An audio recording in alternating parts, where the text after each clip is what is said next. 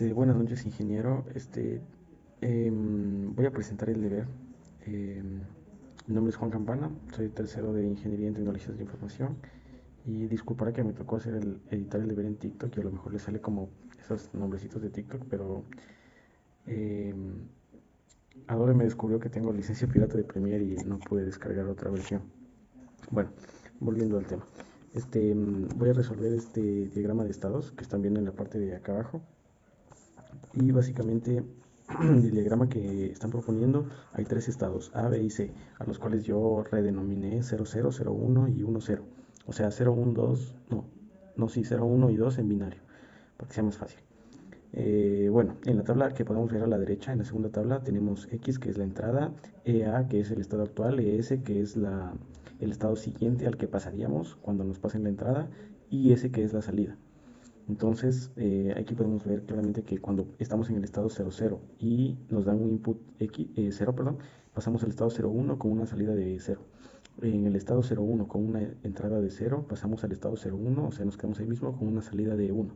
En el estado 10 con una entrada de 0, pasamos al estado 01 con una entrada de, perdón, salida de 0.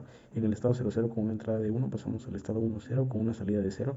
En el estado 01 con una entrada de 1, pasamos al estado 10 allá con una salida de 0. Y en el estado 1,0 con una entrada de 1 pasamos al estado 1,0, o sea, nos quedamos ahí mismo con una salida de 1.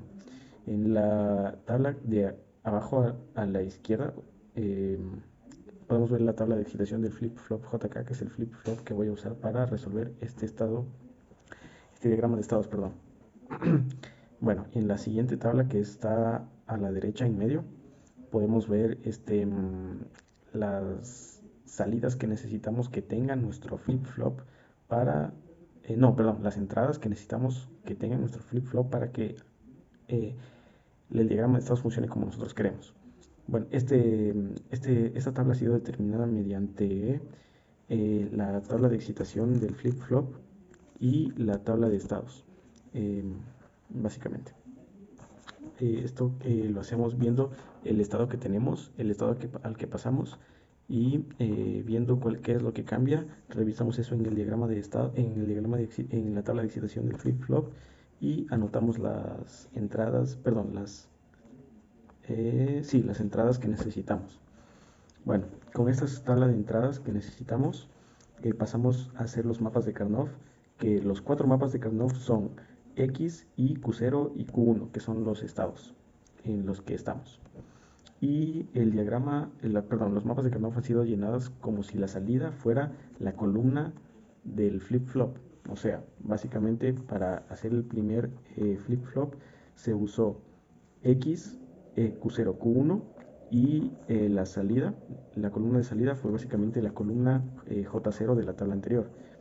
Y así básicamente se hicieron los cuatro mapas de Karnoff, se resolvieron y podemos determinar que la entrada J0 es igual a X por Q0 negada, la entrada K0 es igual a X negada, la entrada J1 es igual a X negada y la entrada K1 es igual a X.